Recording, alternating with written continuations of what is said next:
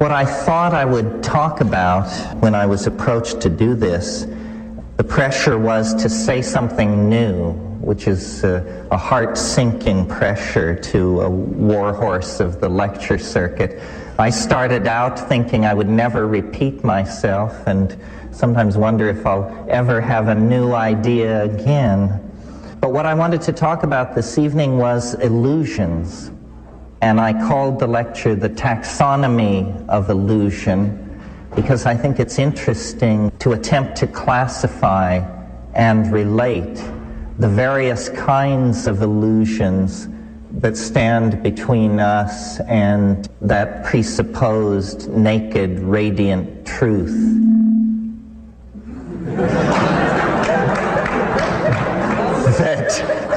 that has more or less driven the engines of Western philosophy since Plato. Of course, the great victory of modernity is to disabuse ourselves of such naive notions, but they die hard, I think. In the book, I quote the only piece of poetry in the whole thing, not written by me. It relates to this on many, many levels, this question of illusion and the relationship of the self to the real and where the world falls in that equation and the limits of knowledge and all that other good psychedelic stuff that needs to be considered.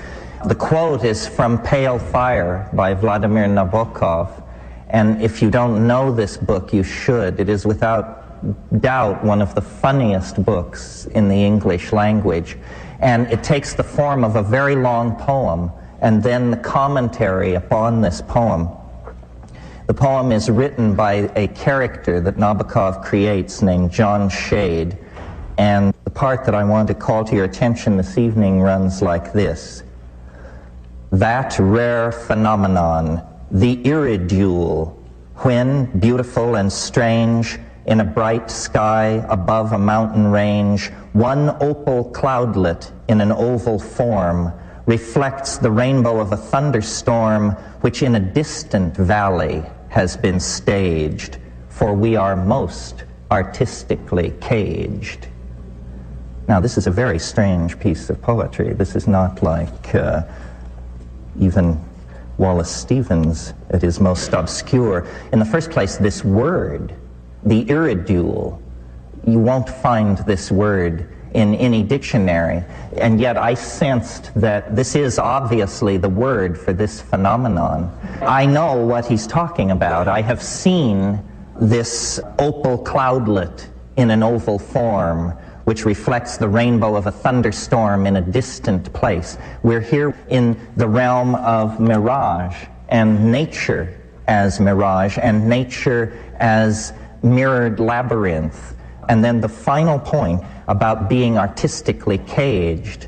This is, I think, where the psychedelics come in, because psychedelics allow one to pierce beyond the veil of cultural illusion, beyond the linguistic momentum of what has been handed on. The faith of Tantra and magic and psychedelics is that the apparent intransigent appearance of the world can somehow be overcome by an act of magic. I used to collect Tibetan thangkas, and the texts which go with some of these thangkas, I remember one in particular which, coming out of the Tibetan, the translation was, all things being reversed, the great Hla, the great God, appears instantly. You see, the precondition for magic is the reversal of causality somehow. And as moderns, we have grown to give great credence, I think, to the idea that the world is largely a linguistic structure, largely created through the participation of the observer. But we have not been able to take that perception and turn it into a technology. Instead, we are still driven by the blind momentum of atomic structure. Who was it who said, the atoms blindly run? And then I think it was Whitehead who said, yes, but within the body they blindly run according to the body's plan. You see, what I think we're dealing with are patterns and then the indeterminate dimensions between patterns. And it's in those indeterminate places, within the interstices of reality, that the observer is able to establish him or herself and then model back the world.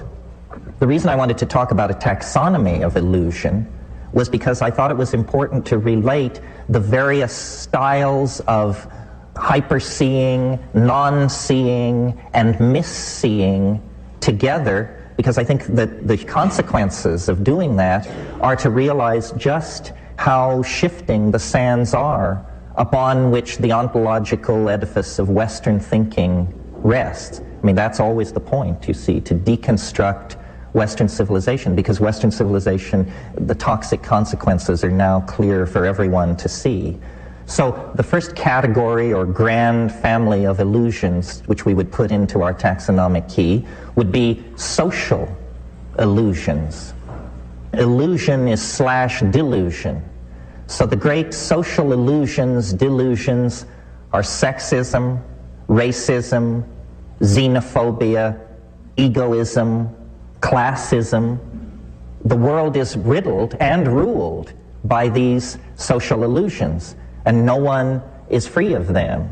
And so they constitute one broad category.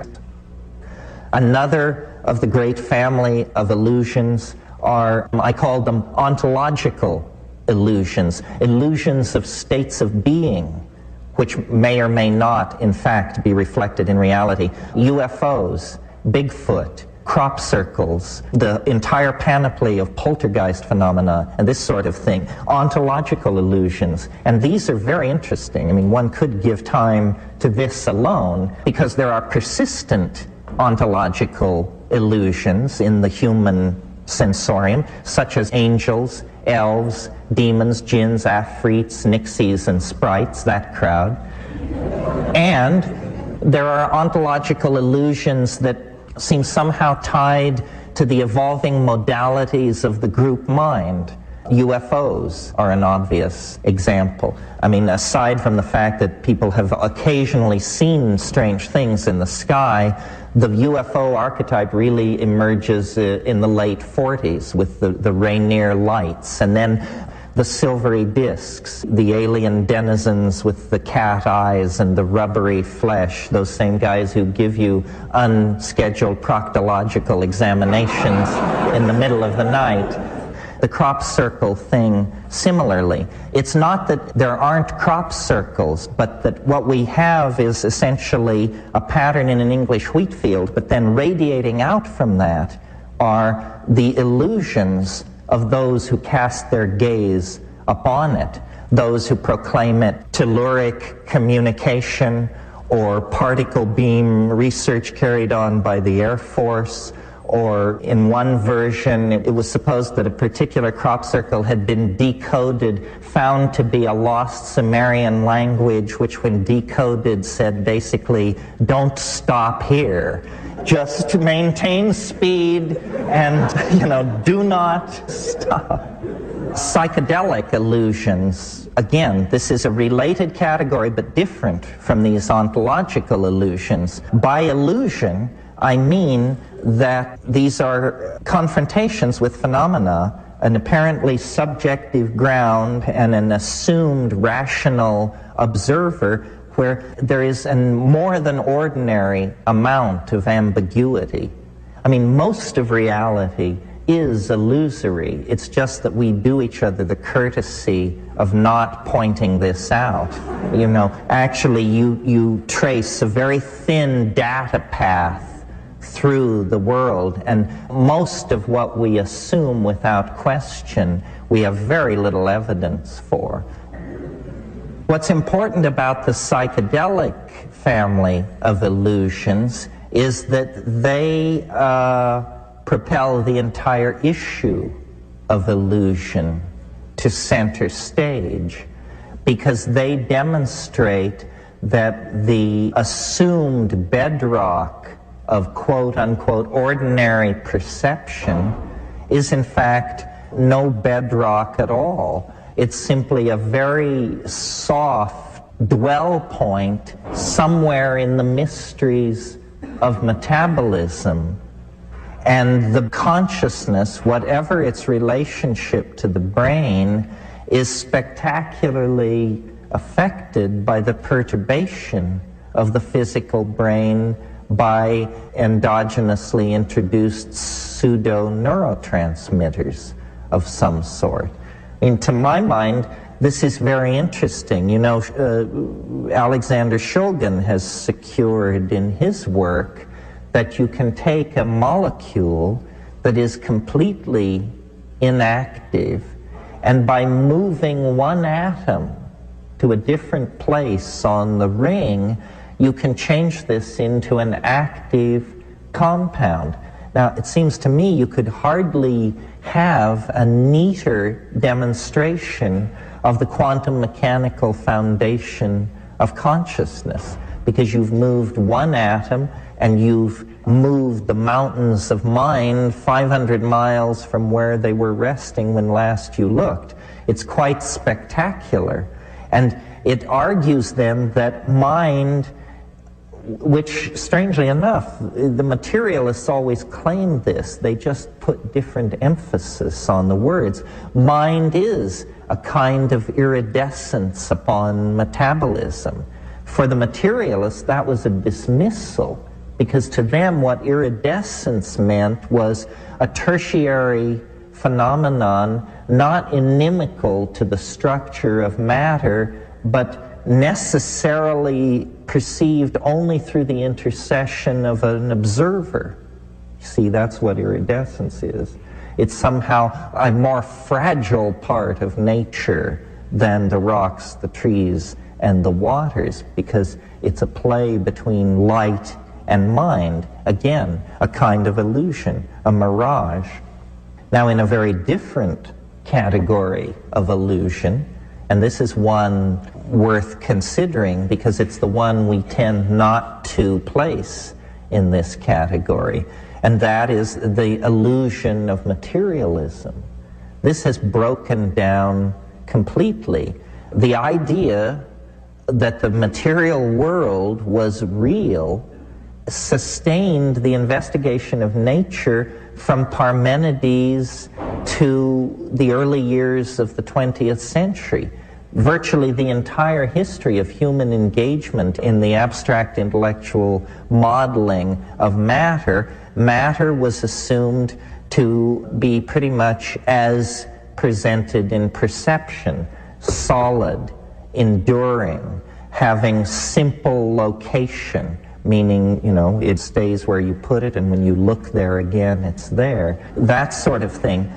Now, one of the best kept dirty secrets of Western civilization is that the core science, which is physics, the science which was always the envy of all the other sciences for its mathematical formalism and its incredible predictive ability, because it's not unusual in physics to predict from theory an experimental result to the third or fourth decimal.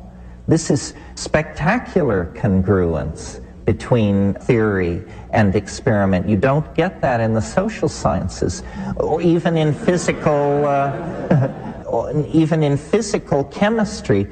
However, the investigation of matter has now been pushed to such extremes that matter has shed its easily recognized and familiar face and has become something much slipperier, much more dependent on the presence of the observer, much less easily located in space and time, something much more of the nature of thought than of the familiar conception of matter. This word has not reached even as far as biology yet. The biologists are still laboring under the notion of the reality of physical material. If any of you read this book that was published last year with much to do called Consciousness Explained, actually it should have been called Consciousness Explained Away. Here was an effort to drag out all the old material paradigms and explain away consciousness. The problem is matter itself has taken on the qualities of mind. And as this realization relativizes the life sciences, I think there is going to be a new interest in the potential for psychedelics to elucidate mental functioning, because what will become respectable, you see, is talk of the observer. This is what has invaded physics. The most rarefied and formal of all the sciences had, in order to make sense of its enterprise, allow the observer a kind of primacy with the thing observed. As this seeps into the life sciences and psychology, hopefully the phobia of actually involving yourself in your field of study that informs all these reductionist, ratomorphic types in the schools of psychology will be overturned. Having flayed that dead horse sufficiently, another category of illusion that needs to be addressed, I think, is philosophical illusion, or philosophical/religious illusion. This is the idea that by a direct appeal to intuition, we can somehow gain a foothold on truth. I think this is as specious as the notion that we can gain a foothold on truth through reason or experiment. This foothold on truth idea may have to be given up. I'm sure some of you have heard me recall a situation where Wittgenstein was raving about something, and one of his students said, "But is it the truth?" And he said, "Well, it's true enough." And this means a great divide has been crossed when you can say that, because it means you understand now that you are actually a monkey with a brain full of mush trying to sort out what's right in front of you. True enough is what we should probably rest with. Monotheism has an appealing philosophical neatness, but it leads apparently to clitorectomy. So, you want to watch that. This search for philosophical neatness may make for strange bedfellows. And I love the illusion of Buddhism. It's the illusion that illusion can be transcended. And again, not really doing genuflection to the animal nature. It's amazing to me. I mean, if you were to meet a termite who stated that his or her goal in life was the perfect modeling of the cosmos, you would think it was quite a comic undertaking. And yet, how different are we that we should presume to more than a shadow of the truth? Then, completing my laundry list here, linguistic truth, or the truth of language and the illusions that language weaves. Because someone quite intelligent said language was invented so that people could lie. In other words, it gives you that fudge factor of obfuscation where someone says, "Why did you do that?" Well, the best approach is, "I didn't do that. You thought I did that. What you thought you saw, you didn't see." In other words, I suppose the lawyers are probably the people who have done the finest work with language, and behind them, politicians. And the true potential for language to elevate and to unite the community was early on betrayed into the production of illusory ideological goods, which could then be marketed among the people and to spread confusion. Psychedelics reflect on this because psychedelics stretch and pull and melt and recast the illusion-producing machinery of language. If you had to say the one thing that psychedelics do for everyone, whether they have a good trip or a bad trip, because it's up to them to interpret what they make of this, is it shows you the relativity of your cultural viewpoint. You know, that it's just your point of view. You inherited it from a geographical area, a culture, a set of parents. It has no relationship whatsoever to anything anchored in some kind of metaphysical superspace. It's just your cultural point of view. And travel actually does the same thing. And I've always felt there was a weird affinity between psychedelics and travel, and I suppose many people have, or we wouldn't call it a trip. And travel shows you the relativity of culture. And what's really happening when you travel, you see, is you're moving from one language domain to another. We don't think of it that way, but that is in fact what is happening. The corrupting or curious thing about language is that, like all tools, it shapes its user in ways that are not suspected until it's too late. So, for instance, the way in which Western civilization is totally obsessed with the subject-object relationship, you know, and it's the basis of our science, our polity, our relations to commerce, the concept of product. All of these things come out of the subject-object relationship, which is an aspect of language. I point all this out because in talking about my new book, somebody said that I had gone too far. And I was amused because it implied, from what? You know? It's not like graybeards in white coats tend the sacred vestal fires of reality. There is no reality. There are only people who know this and people who don't know this and are therefore being manipulated by the people who do know it. This is true, or true enough.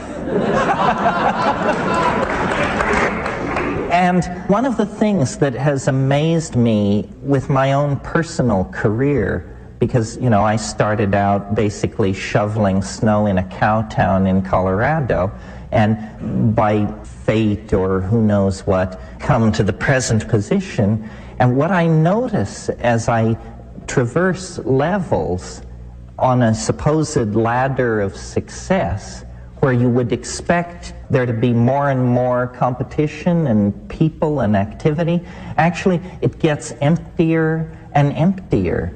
There is nobody minding the store, as far as I can tell. This is why I'm so unsympathetic to conspiracy theory. We could use a few conspiracies. Nobody is minding the store. Everybody is getting rich. Personally rich, and so they don't have time for, you know, to advance the Aryan race or the Council of Zion or any of this fantasy and illusion that haunts the world of conspiracy theory. Rather, it seems everything is being left pretty much to develop on its own because people are afraid to grab or touch the levers and buttons in the control room of the historical vehicle. And what that means then is that people who can cut through these many, many illusions, the illusion of materialism, the illusion of business as usual, the illusion of benevolent institutions carefully guiding us toward reasonable destinies. If you cut through all that, if you disabuse yourself of all that, you will empower yourself to eventually be able to stand up in delicate social and political situations and just say, bullshit. That's bullshit. And this is worth considering doing simply because we have an imperiled planet on our hands. We have been, for a long, long time, the victims of illusion. Western civilization, Stefan Dedalus was right. History is a nightmare from which one must awaken, quite literally. I mean, we have been blind to what we have been doing. We are blind at this moment to what we are doing. If in a single moment the actual nature of our predicament were to fully make itself felt in the mind of any one of us, I think it would be paralyzing.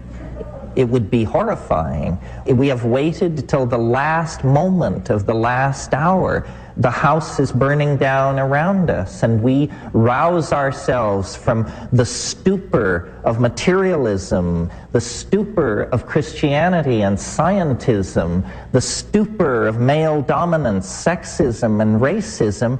If we don't rouse ourselves from this stupor, the momentum toward extinction is now practically irreversible. You know, the Grateful Dead like to sing that song, "We need a miracle every day." We certainly do. So then that brings me back to my original point, that outside the ven of culture lies an unmapped terra incognito, as vast as the New World was to the Old in the 15th century, as vast as outer space appears to us now. The New World outside of culture is a world that can be conquered through vision and language. And, you know, many of you have sat through my recitations of what it's like to smoke DMT. Many of you, I'm sure, are familiar with the medieval woodcut of the guy sticking his head through the cogs and wheels of the cosmic machinery to observe a new world outside. The message here is, and it's more than a message, it's an experience, if you will but avail yourselves of these tools. The experience is of the discovery of a new world as real as any world that we know. It's not going to come from Time magazine or the Secretary General of the United Nations or anybody like that. It isn't that the world is tired and played out and that all frontiers have been explored. It has never been true, and it isn't true now. We are monkeys, and monkeys love a hell of a good fight. And we have a hell of a fight bearing down on us because we have to clean up the mess. We're not going to go silently into the gentle night of extinction. It's just not going to happen that way. Creativity is going to be unleashed. Struggle is going to be an unavoidable part of trying to steer this battleship away from the cataracts of history in which we are now caught. I believe there is a tremendous obligation upon the privileged classes of the high-tech industrial democracies, and I dare say that includes everyone in this room, a tremendous obligation to attempt to deconstruct the bomb that we have inherited. I mean, that is literally our situation. The gift from the past, from the 19th century, from the 1940s, from the psychology of Nixon and Johnson and that crowd, is a ticking bomb, except that it's a planet. And it's the greatest challenge that intelligence has ever faced. And yet it's precisely the kind of challenge that intelligence should be able to meet, because what it requires is large-scale strategic planning, implementation of visionary responses. It is not incremental. It's sudden, complete, and dramatic. And I really believe that there will only be one chance. We are circling the runway of post-history, and the engines are running low, And there is one approach, and then, if you miss that approach, you're into the drink. And we can use the psychedelics to dissolve boundaries between ourselves and other people, between institutions that govern and the governed. And basically, we have to insist on the seriousness of the situation and the potential for solutions. And what it means is a much more radical break with American society than we've been willing to contemplate in the last 20 years. We went through this thing with, the two-term governor of Arkansas, and it took 1.5 years to play that all out and to see what it comes to. And what it comes to is, Washington is convulsed over the possibility of closing an air base near Sacramento. So how can we even conceive of this government making an impact on the real problems? It is still government by flim-flam, and that would be all very well if we had 500 years to dig ourselves out of this dilemma. But if a radical political alternative is not opened up in this country, then we are essentially, I think, going to amuse and entertain ourselves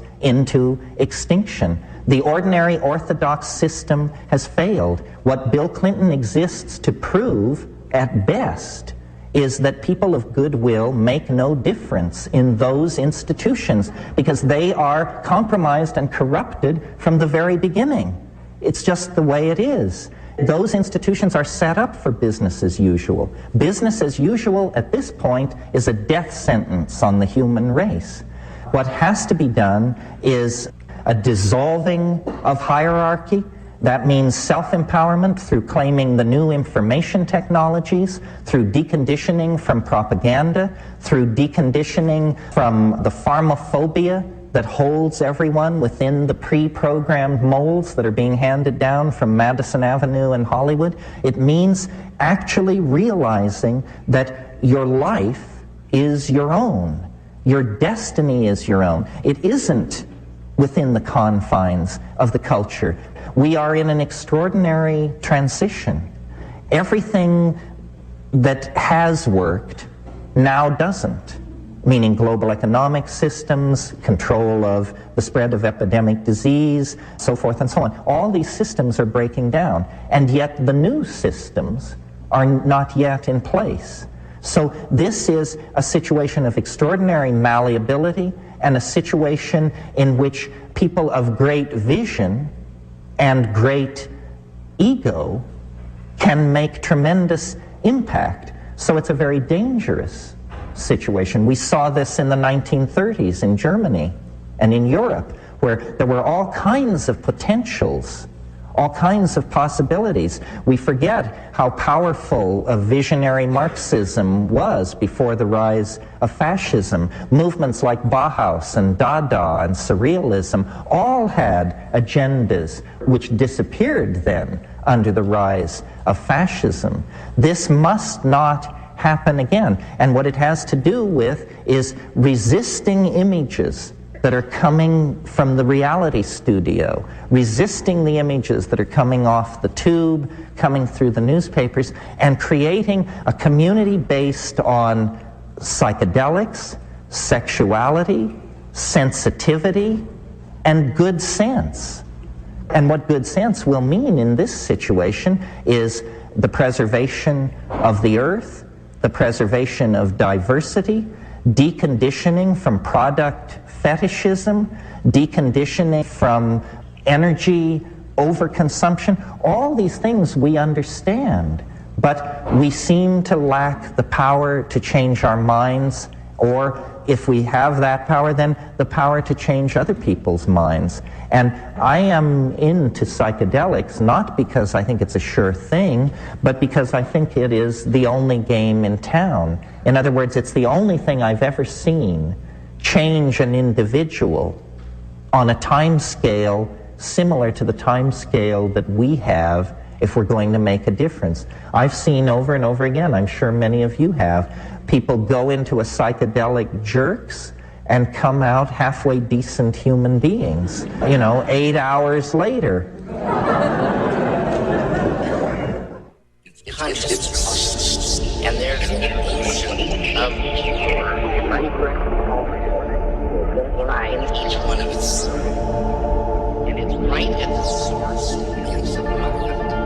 kind of the source of mind, and it's also the source of all matter. And of course, that is Terrence McKenna. Up next is a question and answer session with him.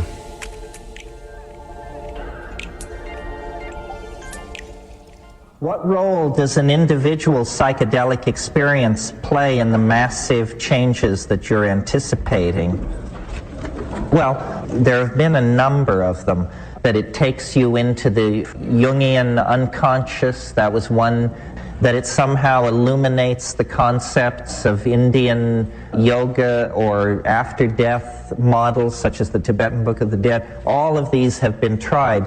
My assumption has been a mathematical one, that what psychedelics are about is that mind, under the pressure of evolutionary constraints, turns itself into a threat detection device. And that's how we use it in three-dimensional space, to anticipate threat and to meet it. But that is, as it were, a lower order application of mind, and that in silent darkness, what happens on psychedelics is that the mind unfolds literally into a kind of superspace or a higher dimension in the mathematical sense, because I take seriously the claims made in all times and places for millennia that shamans can locate lost objects, predict weather, see where the game has gone, and predict the outcome of disease situations. In all cases, what is involved is a higher dimensional relationship to the manifold of history. So I think that, you know, you all understand that a locked box, if we had a padlocked box here on stage, a locked box is not locked in hyperspace. It has a dimension in hyperspace from which the contents of the locked box are easily removed, taken out, and put back. In our world, this looks like magic. Shamanism is like this. And so, to answer the question, what role does an individual psychedelic experience play in the massive changes anticipated? The role is that the individual gets in on the joke. At this stage in history, to be a shaman is to have seen the end. And if you've seen the end, it's like, you know, taking Anna Karenina and reading the last 5 pages. And then as you make your way through this bewildering morass of material, you do have the faith that it's all going to end up as you discerned. So that's the political act. You see, terror of the future is one of the weapons by which the rationalists are holding everybody in line. Terror of the future can be put out to pasture through psychedelic shamanism. Okay. It seems mushrooms for the masses is not really what you advocate.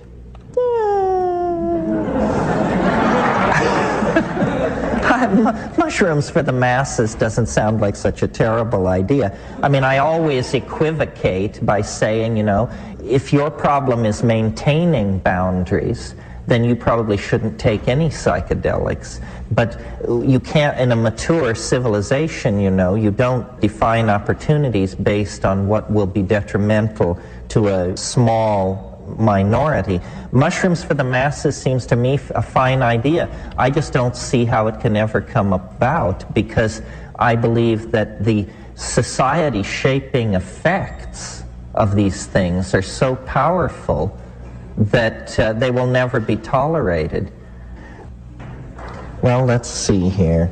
I once heard you talk about an experiment your brother undertook where he was raving for 3 weeks, but you never explained what the experiment involved. What was it?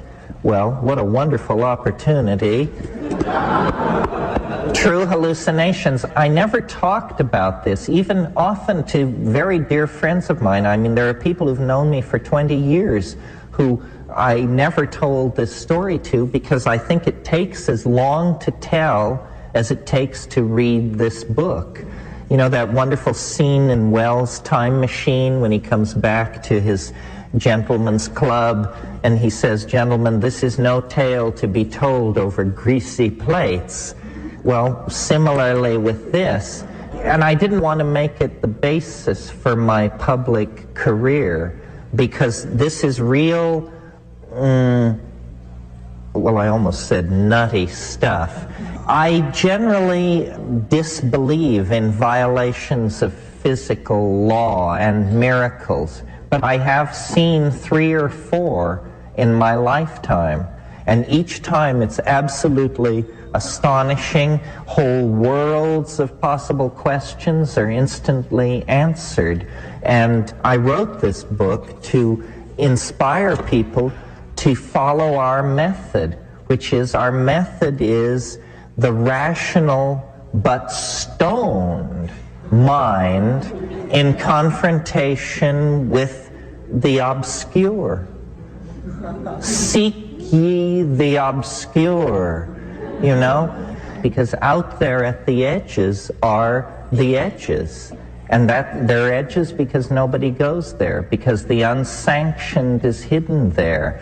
That's where the shamans are, and the mad people, and the sexual experimentalists, and the aesthetic experimentalists. That really is the method, not belief. Belief is a toxic and dangerous attitude toward reality, I think.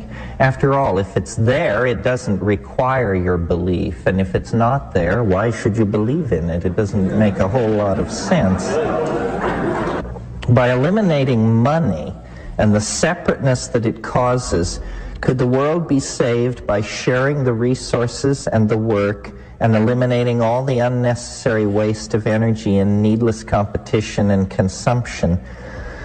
Well, I'm not sure how money could be eliminated. See, I'm a funny person. I vacillate between, I have a very strong impulse toward political action and save the world and round up the miscreants and set things right. That's part of my thing.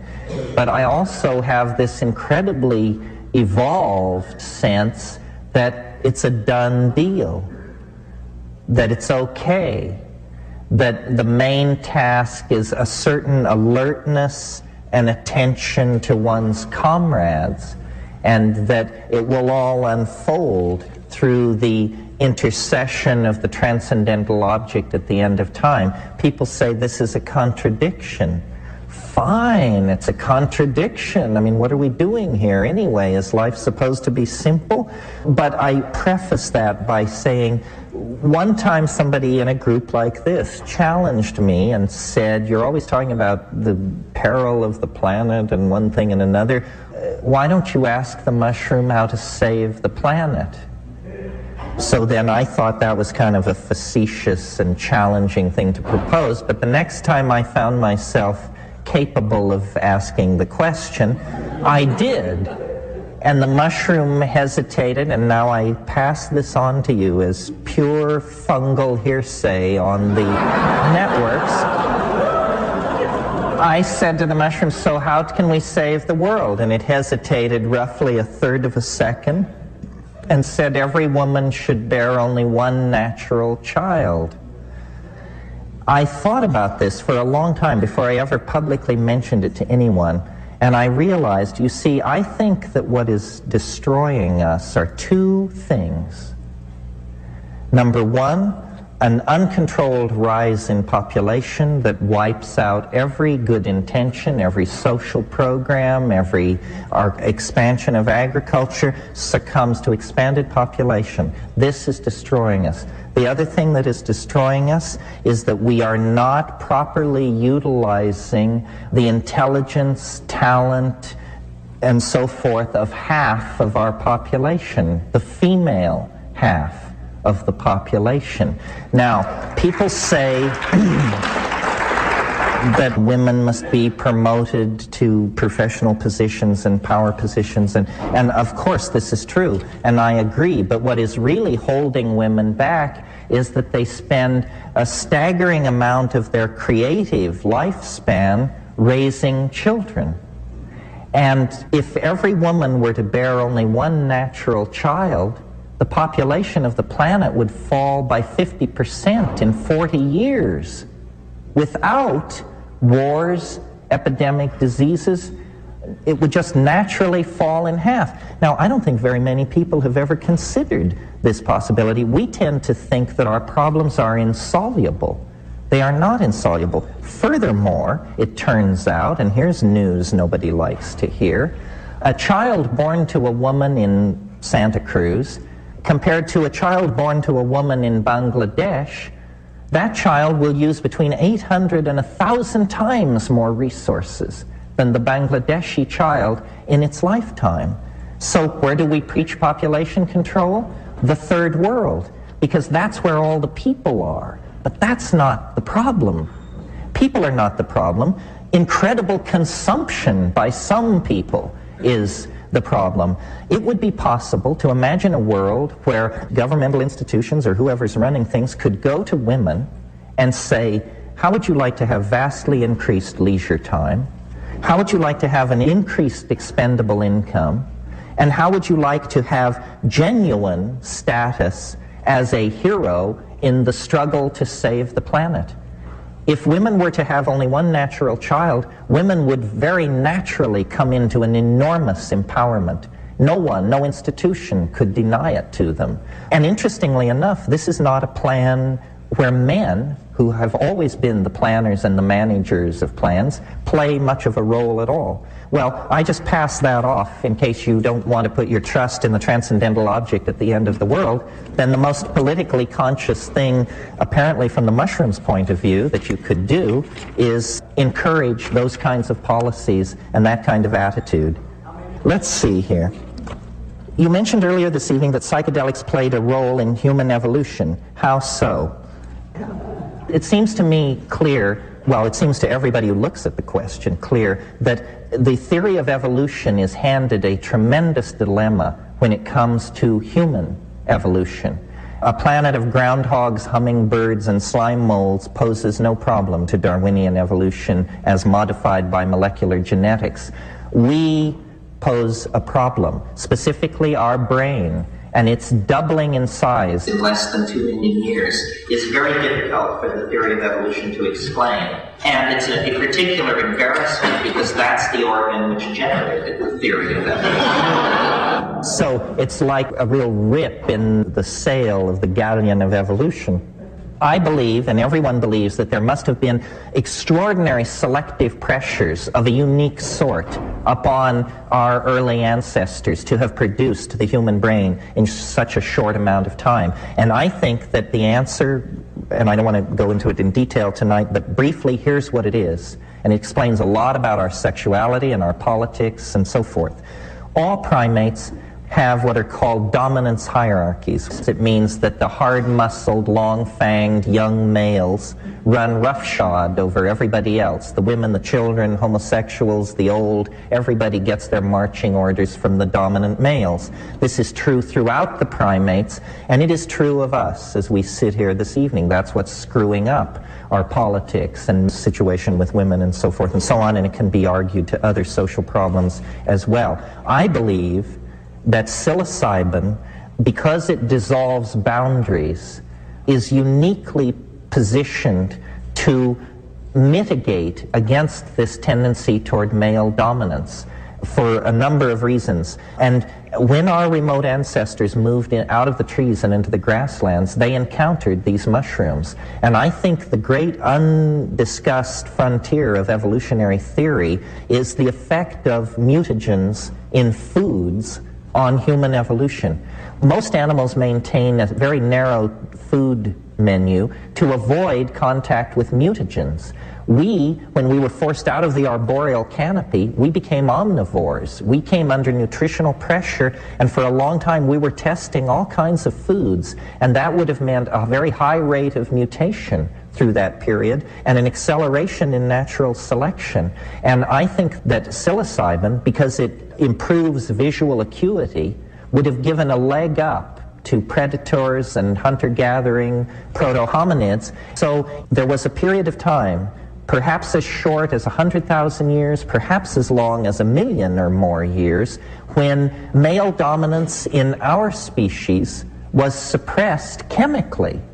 by psilocybin in the diet. It was still there, hardwired in the genes, but chemically suppressed by an orgiastic religious style that had everybody taking mushrooms at the new and full moon and then having sex in a heap, basically. This made it impossible for men to trace lines of male paternity. That's a consequence of an orgiastic society. And a kind of paradise evolved.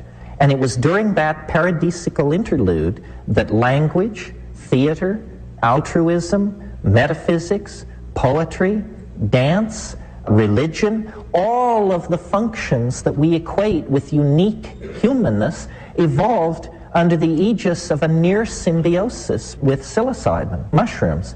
And then, and this all was happening in Africa, then through climatic upheaval, drying of the African continent, the mushrooms disappeared, and God forbid, the old wiring reasserted itself. It must have been hell on earth. It must have been similar to what we're living through. It must have been an era of incredible brutalization when people stopped caring for each other. People stopped having group sex. They started fighting over women, fighting over territory, bashing each other's brains out, appointing leaders, developing weapons. The entire sick set of pathological institutions that leads to our dilemma was evolved in the wake of the invention of agriculture and the abandonment of nomadism and so forth and so on. And this is why I think we're so funny on the subject of drugs, because we are literally the children of a drug. There wouldn't be human beings on this planet had there not been this hominid-mushroom interaction over a very, very long period of time. The reason we addict so easily to so many substances and the reason people destroy their lives with various addictions is we have an itch that we just can't scratch. And we try everything. And I maintain that you'll keep itching and you'll keep scratching till you come to this very narrow family of hallucinogens, the tryptamine hallucinogens. Then the itch stops because you are restored to the archaic dynamic in which we created the most noble social systems that we have ever lived under. The archaic, nomadic, shamanic, goddess-worshipping world of the dawn time. And history is a fall away from that, exactly as these monotheistic religions insist, the fall into history. And I see then this emergent end-of-the-world, post-history, millenarian culture as an attempt to reconnect with that archaic authenticity that was the birthplace of intellect, of poetry, of beauty, of love, and of altruism. Okay.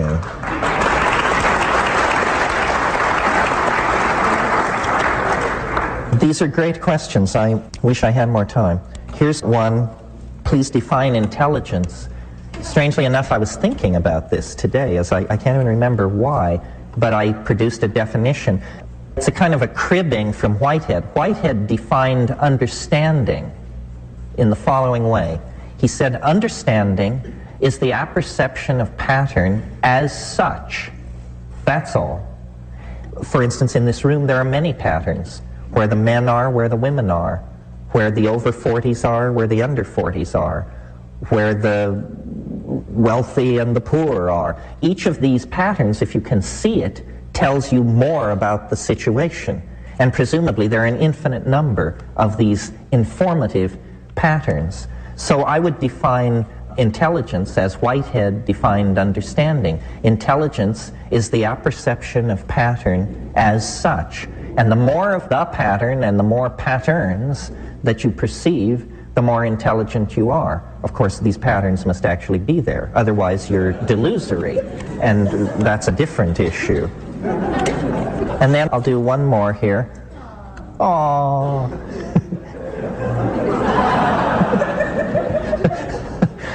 What do you think about meditation as a path to other levels of consciousness and understanding so-called reality as illusion?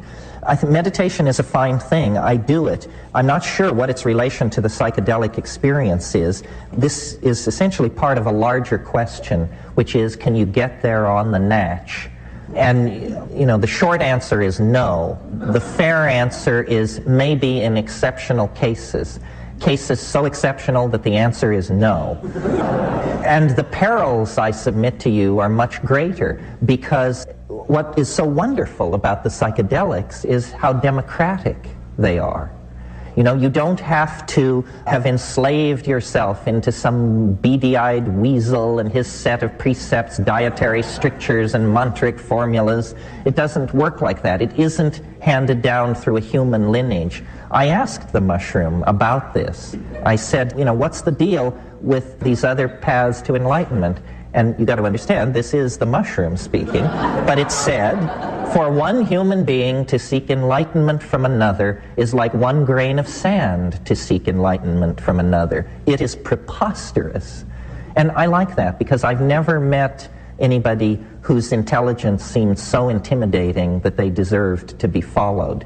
And I dare say you probably haven't either, if you've been paying attention. I mean, how many philandering zennies have to parade before us? How many cogupes with a Budweiser welded to their good right hand do we have to encounter before you get the message? These guys are just slime balls at worst and lost souls at best, and you're smarter than they are by an order of magnitude anyway, so why waste your time? Now, if you want to follow, if you just can't tear yourself away from the concept of following, then, how about Plato, Heraclitus, Parmenides, Plotinus, Proclus? Dead guys, they're much safer. They're not going to try and climb into your wallet or some delicate portion of your anatomy. Plus, they've been use-tested in the historical arena and have been found to be generally at least harmless at worst, and in some cases actually to be recommended. So I would say, the whole message of psychedelics is self-empowerment. Trust yourself. Seize the tiller of your destiny. It is your life. It is your body. It is your mind. And it's your world to remake as you choose to reshape it. History has failed. The past is no guide. The immediate generations preceding us have dealt themselves into bankruptcy. Their object fetishism, their ideological excesses, their tendency to resort to brutality in the solution of every problem has essentially ruled them out of play. They are no longer operable. And psychedelics, because they do, in fact, enhance, accelerate, and promote consciousness, must, it's not a debate, must loom large in the future history of our species. Because if consciousness is not a major part of the human future, it is not a human future.